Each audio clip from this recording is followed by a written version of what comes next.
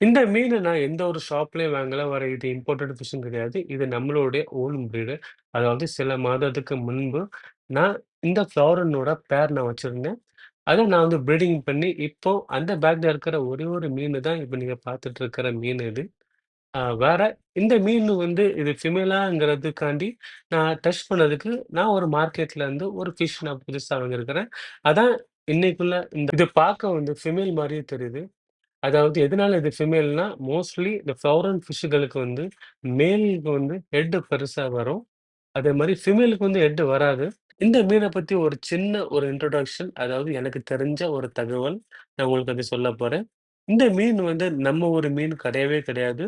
இது முழுக்க அ இம்போர்ட்டட் உள்ள ஒரு ஃபிஷ் இது. இம்போர்ட்டட்னா வியட்நாம், தாய்லாந்து, சிங்கப்பூர், மலேசியா இவங்கள் இந்த நாடுகள்ல உள்ள அ பிரீடர்ஸ் எல்லாம் சேர்ந்து ஒரு ஃபிஷ்ஷ அதாவது ஒரு மேன் மேட் ஃபிஷ்ஷ உருவாக்கியிருக்காங்க. கிராஸ் பிரீட் பண்ணி. நம்மட்ட இப்போ ஒரு பேர் இருக்கு. அதாவது ஃப்ளவரன் ஃபிஷ்ஷோட ப்ரீடிங்ஸ் பேர் இருக்கு.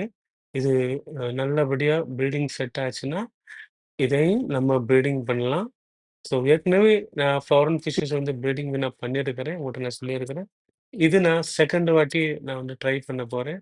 இது பேர் சூப்பரா செட் ஆயிருச்சுன்னா, இதையும் நம்ம ப்ரீடிங் பண்ணி அடுத்தடுத்த அப்டேட் நான் உங்களுக்கு குடுத்துட்டே இருப்பேன். Thank you so much for வாட்சிங்.